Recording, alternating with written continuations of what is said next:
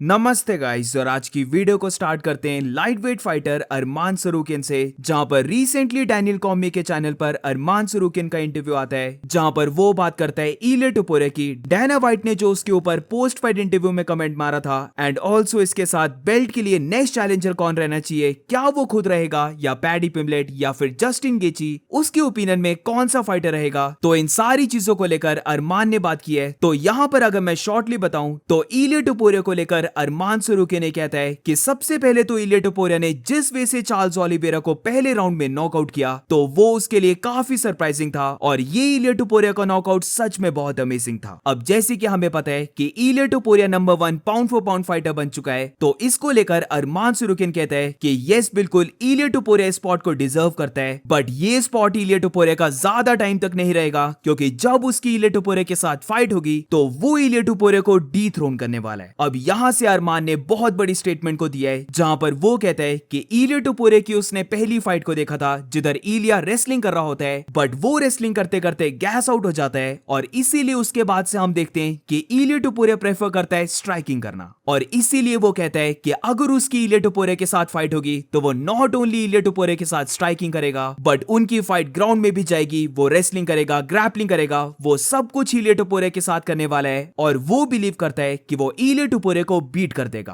अब यहाँ पर थोड़ी फनी सी मोमेंट आ जाती है, जहां पर अरमान ब्राइस मिचेल का नाम अच्छे से नहीं ले पाता है, तो यहाँ पर वो ब्राइस को ब्रूस बोल रहा होता है, और वो ये कहता है कि ब्रूस मिचेल फेदरवेट डिवीजन का वर्स्ट फाइटर उसने देखा है, और वो भी इलिया टुपुरे को इजीली ग्राउंड में लेके चले गया था। अगर ब्राइस मिचेल उसे ग्राउंड में लेके जा सकता है, तो वो भी इलिया टुपुरे को ग्राउंड में लेके जा सकता है। ये कोई WWE नहीं है जहां पर पैडी पिम्बलेट को UFC टाइटल शॉट दे देगी, बल्कि वो डिजर्व करता है टाइटल शॉट। और बेशक अभी Ilia Topuria number 1 pound for pound fighter है, बट जब वो इलिया टुपुरे को बीट कर देगा तो इलिया टुपुरे नंबर 15 बन जाएगा। अब ब्राइस की यहाँ पर जब अरमान बात कर रहा था, तो डैनियल कॉमी ने उसे थोड़ा सा कॉल आउट कर लिया, क्योंकि अरमान यहाँ पर कहता है कि इलिया टुपुरे के ऊपर वो बार बार टेकडाउन्स को शूट करेगा, और इलिया टुपुरे ग्राउंड में एक थ्रेट नहीं है, वो किसी को भी सबमिट नहीं कर पाता। तो एकदम से यहाँ पर डैनियल कॉमी अरमान को बोलता है कि ब्राइस मिचेल की अभी बात हो रही थी, तो उसी फाइट में इलिया टुपुरे ने ब्राइस मिचेल को सबमिट किया था। और ये सुनते हुए बस अरमान सरूकिन वो हैंड जेस्चर करता है और बेसिकली बात को इग्नोर कर देता है। अब पूरे इंटरव्यू में सबसे बड़ी बात यहां पर आती है, जिधर अरमान ये कहता है कि वो बिलीव करता है कि इलिया टुपुरे की फाइट एक ज्यादा इजी फाइट रहेगी as compare to Charles Oliveira. अब इसके बाद अरमान ने जो इलिया टुपुरे को ट्वीट किया है उसे भी पढ़ लेते हैं, जहां पर वो कहता है कि इलिया टुपुरे स्केर्ड है। तो अरमान का ये कहना था कि इलिया टुपुरे एक रियल कंटेंडर से रन अवे कर रहा है, और इस चीज से एक ही बात प्रूव होती है कि इलिया टुपुरे स्केर्ड है। डीप डाउन इलिया टुपुरे जानता है कि अगर वो उसके साथ फाइट करेगा तो आउटकम क्या रहने वाली है। अब आई डू बिलीव कि अरमान सरूकिन इलिया टुपुरे का राइट नाउ टफेस्ट ओपोनेंट रह सकता है। जो मैंने 317 के कार्ड से पहले इलिया टुपुरे की टॉप 5 हार्डेस्ट फाइट्स के ऊपर वीडियो को बनाया था, वहां पर भी मैंने अरमान सरूकिन को नंबर 1 पे रखा है। तो मैं पहले से बिलीव करता आ रहा हूं कि अरमान सरूकिन इलिया टुपुरे का टफेस्ट ओपोनेंट रह सकता है, बट लेट्स सी क्या होता है, क्योंकि इलिया टुपुरे वंस अगेन सबको अमेज कर सकता है, जैसे उसने ओलिवेरा को पहले राउंड में नॉकआउट करके सबको कर दिया था। अब इसके बाद लाइट वेट बेल्ट के लिए नेक्स्ट चैलेंजर कौन रहेगा, क्या वो खुद रहेगा या पैडी पिम्बलेट या फिर जस्टिन गेची रहेगा, तो इसको लेकर अरमान सरूकिन ये बोलता है कि ऑफ कोर्स वो नंबर 1 कंटेंडर है, वही डिजर्व करता है टाइटल शॉट। और पैडी पिम्बलेट एंड जस्टिन गेची की बात करें तो ये दोनों फाइटर्स डिजर्व ही नहीं करते हैं। यहाँ पर अरमान सरूकिन ने जो रोगन को भी कॉल आउट किया है, जहां पर वो कहता है कि पूरी गलती जो रोगन की है, उसे ना तो पैडी पिम्बलेट को मेंशन करना चाहिए था, और पैडी पिम्बलेट को ऑक्टेगन के अंदर बुलाना ये तो उसे कभी भी नहीं करना चाहिए था। तो इसीलिए वो यहाँ पर थोड़ा सा अपसेट है, बट ऑल्सो क्योंकि डैना वाइट ने भी ये चीज को बोल दिया था कि पैडी पिम्बलेट को ऑक्टेगन के अंदर नहीं आना चाहिए था, तो इसीलिए समवट वो थोड़ा सा सेटिस्फाइड है, और उसे लगता है कि नेक्स्ट टाइटल शॉट पैडी पिम्बलेट को नहीं मिलने वाला है। अब इसके बाद डैना वाइट ने जो कमेंट मारा था उसके ऊपर रिएक्ट करते हुए अरमान ये कहता है कि स्टिल डैना वाइट को लगता है कि क्योंकि वो अपने वेट को मिस करता, इसलिए उसने इस्लाम महाचेव की फाइट से पुल आउट कर लिया, बट ऐसा जरा भी केस नहीं है। उसने सच में अपनी बैक को इंजर्ड कर लिया था, उसने MRI टेस्ट करवाए, उसके पास लिटरली प्रूफ है, बट यहाँ पर जो डॉक्टर्स थे उन्होंने थोड़ा सा फकअप कर दिया, जिधर उन्होंने प्रॉपर बात को बताया ही नहीं, और बस ये कह दिया कि उसे बस हल्की सी बैक इंजरी है। और अब moving on to the next update, तो अब बात करते हैं पैडी पिमलेट के बारे में, जहां पर वो कहता है कि इलिया टुपुरिया ने जो ओलिवेरा को नॉकआउट किया है वो सच में काफी इंप्रेसिव था। चार्ल्स ओलिवेरा एक लेजेंड है, बट वो यहाँ पर ओलिवेरा से थोड़ा सा एम्बैरेस भी है, क्योंकि चार्ल्स ओलिवेरा इतनी ज्यादा फाइट करके आ चुका है, बट फिर भी उसने एक एमेचर फाइटर की तरह फाइट की है। फाइट में जो ओलिवेरा का गेम प्लान था वो उसे जरा भी ठीक नहीं लगा, जहां पर वो बस एक बार टेक डाउन को शूट करता है और जब उसे वो टेक डाउन नहीं मिला तो वो प्योरली बस स्ट्राइकिंग करने लग पड़ा। अब इसके बाद पैडी पिमलेट ऑल इन चले जाता है इलिया टुपुरिया के ऊपर, जहां पर वो कहता है कि वो रियली इलिया टुपुरिया को हेट करता है। ये कॉनर मैग्रेगर और हबीब नूरमागोमेडोव के बाद पहली बार हम देखने वाले हैं जहां पर दो फाइटर्स ट्रूली एक दूसरे को हेट करते हैं, जिधर वो रियली चाहता है कि वो इलिया टुपुरिया की लाइफ में पेन को इन्फ्लिक्ट करे, वो उसके फेस को डिसफिगर करना चाहता है, वो उसके ऊपर 700 प्लस एल्बोस को थ्रो करना चाहता है। और इसके साथ पैडी बिलीव करता है कि इलिया टुपुरिया को जो टाइटल शॉट मिला था वो बस उसकी वजह से मिला था।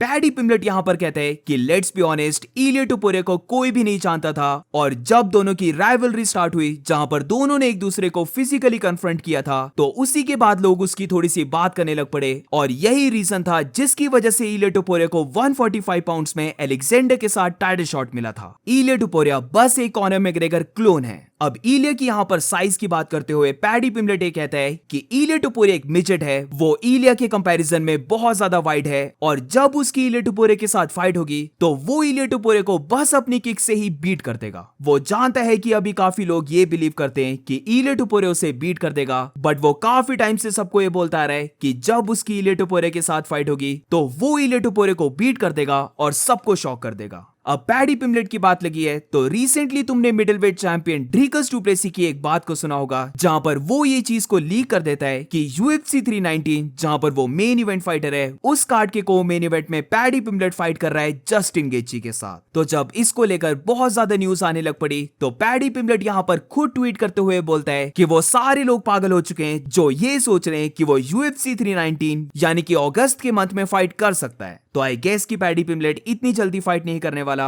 और टू बी ऑनेस्ट ये थोड़ा सा फ्रस्ट्रेटिंग है, क्योंकि Arman Tsarukyan, Paddy Pimblett, Dan Hooker, Justin Gaethje ये सारे फाइटर्स टॉप में बैठे हुए हैं, और इन 4 में से 3 फाइटर्स बस डिमांड कर रहे हैं कि उन्हें टाइटल शॉट मिल जाए। पैडी पिमलेट तो टॉप में भी नहीं बैठा है, वो नंबर 10 रैंक फाइटर बना है, बट फिर भी वो चाहता है कि उसकी इलिया टुपुरिया के साथ डायरेक्टली टाइटल के लिए फाइट हो जाए। और अब moving on to the next update, तो अब बात करते हैं मारिशियो रूफी के बारे में। अब रूफी को लेकर मैंने एक चीज कवर नहीं की थी, तो लेट्स कवर इट, क्योंकि अब रूफी को लेकर एक और अपडेट भी आ चुका है, तो दोनों को मैं यहां पर बता देता हूं। जहां पर सबसे पहले तो इलिया टुपुरिया की विन के बाद मारिशियो रूफी ने उसे कॉल आउट किया है, जहां पर वो इलिया को कहता है कि वो अपनी मोमेंट को पूरा एंजॉय कर ले, क्योंकि जब वो उसके साथ फाइट करेगा तो वो उसे स्लीप करने वाला है। यानी कि मारिशियो रूफी का ये कहना है कि वो इलिया टुपुरिया को नॉकआउट करने वाला है। इसी के साथ जो न्यू अपडेट है रूफी को लेकर वो फाइट अपडेट है, जहां पर वो कहता है कि फ्यू डेज में उसकी फाइट अनाउंस होने वाली है, और ये फाइट एक बिग फाइट है। उसका जो ओपोनेंट रहने वाला है वो एक बड़ा फाइटर है, तो जब ये फाइट अनाउंस होगी तो हर कोई क्रेजी होने वाला है। तो लेट्स सी मारिशियो रूफी का नेक्स्ट ओपोनेंट कौन रहता है। और ये जो रूफी ने इलिया टुपुरिया को कॉल आउट किया है, तो इसको लेकर मैंने एक फनी चीज पढ़ी, जहां पर अगर इलिया टुपुरिया वर्सेस मारिशियो रूफी की फाइट होती है तो इसको लोग लेबल कर रहे हैं Conor McGregor wannabe versus Conor McGregor 2.0। Not gonna lie, similarities तो दोनों में है। और अब moving on to the next update, तो अब बात करते हैं former welterweight champion Belal Muhammad के बारे में, जहां पर रिसेंटली बिलाल ने अपनी last fight against Jack Della Maddalena की बात की है, इलिया टुपुरिया के बारे में बात की है, एंड ऑल्सो उसका नेक्स्ट ओपोनेंट कौन रह सकता है, इन सब के बारे में बात की है। तो यहां पर काफी शॉर्ट में अगर मैं बताऊं तो बेसिकली जेडीएम की फाइट को लेकर बिलाल मोहम्मद स्टिल बिलीव करता है कि वो फाइट को विन किया था। बिलाल का यह कहना है कि उसने जेडीएम की फाइट को मिलियन टाइम्स देख लिया है, और वो हर बार ये बिलीव करता है कि वही फाइट को विन किया है। आई एम नॉट श्योर कि बिलाल मोहम्मद कैसे बिलीव कर सकता है, क्योंकि क्लियरली जेडीएम विन किया था। बट एनीवेज, इसके बाद इलिया टुपुरिया के बारे में बिलाल मोहम्मद ये कहता है कि अगर इलिया टुपुरिया 170 पाउंड्स वेल्टरवेट डिवीजन में आना चाहता है तो वो रेडी है इलिया टुपुरिया को वेलकम करने के लिए। 145 टू 155 इतना ज्यादा जंप नहीं है, बट अगर इलिया टुपुरिया 155 टू 170 आता है तो 15 पाउंड्स का जंप रियली एक बिग जंप रहने वाला है, और वो रेडी हो जाएगा इलिया टुपुरिया के साथ फाइट करने के के लिए। अब इसके बाद अपनी नेक्स्ट फाइट के बारे में बिलाल मोहम्मद ये कहता है कि रिसेंटली उसने रूमर्स को सुना है कि इयन मचाडो गैरी के साथ उसकी फाइट बुक होने वाली है, बट अभी तक बस ये रूमर्स ही हैं। यूएफसी ने इस बात को लेकर उसे एक बार भी अप्रोच नहीं किया है, बट अगर ये सच में फाइट बन जाती है तो वो रियली हैप्पी होगा इयन गैरी के साथ फाइट करने के लिए। वो चाहता है कि वो इयन गैरी या फिर स्पेशली कमारू उस्मान के साथ फाइट करे। वो रियली चाहता है कमारू उस्मान के साथ फाइट करना, तो दोनों में से अगर उसकी फाइट किसी के साथ भी हो जाती है तो वो हैप्पीली फाइट को एक्सेप्ट कर लेगा। और moving on to the next update, तो अब बात करते हैं middleweight fighter Ikram Aliskerov के बारे में। तो एक काफी अनफॉर्चुनेट सी चीज है